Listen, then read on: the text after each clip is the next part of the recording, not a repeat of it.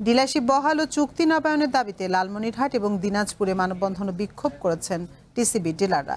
ডিলারদের অভিযোগ, যাচাই বাছাই ছাড়াই একতরফাভাবে সারা দেশে 4,200 ডিলারের চুক্তি বাতিল এবং পুনঃনবায়ন বন্ধের সিদ্ধান্ত নেওয়ায় চরম অনিশ্চয়তায় পড়েছেন তারা। দুপুরে লালমনিরহাট জেলা প্রশাসকের কার্যালয়ের সামনে ব্যানার ফেস্টুন নিয়ে মানববন্ধন করেন জেলার 73 জন টিসিবি ডিলার। তাদের অভিযোগ, নীতিমালা লঙ্ঘন করে হঠাৎ ডিলারশিপ নবায়ন বন্ধ করায় তারা বড় ধরনের সংকটে পড়েছেন। পরে জেলা প্রশাসকের মাধ্যমে প্রধানমন্ত্রী বরাবর স্মারকলিপি দেন ডিলাররা।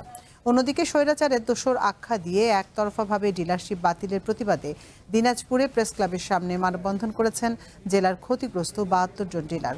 যথাযথ নিয়ম মেনে ডিলারশিপ পাওয়ার পরও অন্যায়ভাবে তা বাতিল করায় তীব্র আর্থিক ক্ষতির মুখে পড়েছেন জানিয়ে অবিলম্বে ডিলারশিপ ফিরিয়ে দেওয়ার দাবি জানান আন্দোলনকারীরা।